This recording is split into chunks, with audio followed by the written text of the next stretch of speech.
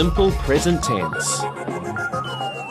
In the beginning, we reviewed the simple present tense of the verb to be. Now let's look at some other verbs. My father works 8 hours a day. I have 13 cousins. John's grandfather lives near the bank. Her sister works in a store. Let's review our examples. My father works 8 hours a day. I have 13 cousins. John's grandfather lives near the bank. Her sister works in a store.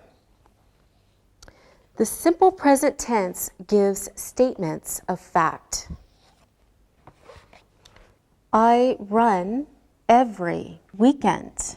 You run every weekend.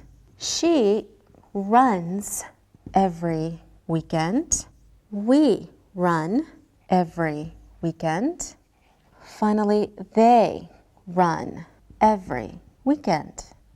Let's review our examples. I run every weekend.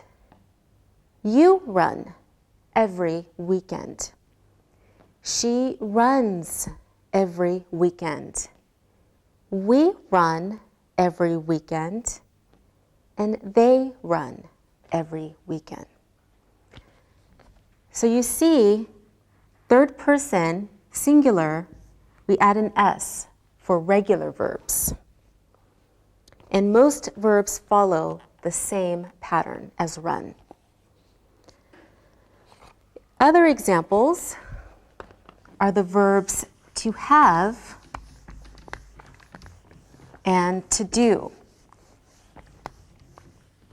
Okay, we want to look at to have and to do. These verbs, for example, follow a different or irregular pattern. Let's look at some examples. You have a job. Larry has a job. Okay, I do my homework with my sister, but he does his homework with his sister. Let's review the examples of these irregular verbs. You have a job. Larry has a job. I do my homework with my sister. He does his homework with his sister. All right, now let's practice.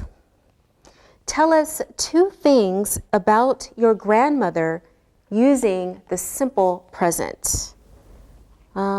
Sylvia, your sentences, please. My grandmother is nice. My grandmother has a cat. Very good.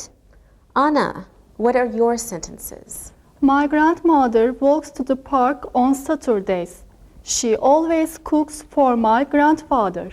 Very good. And Alberto, your sentences, please. My grandmother likes to shop.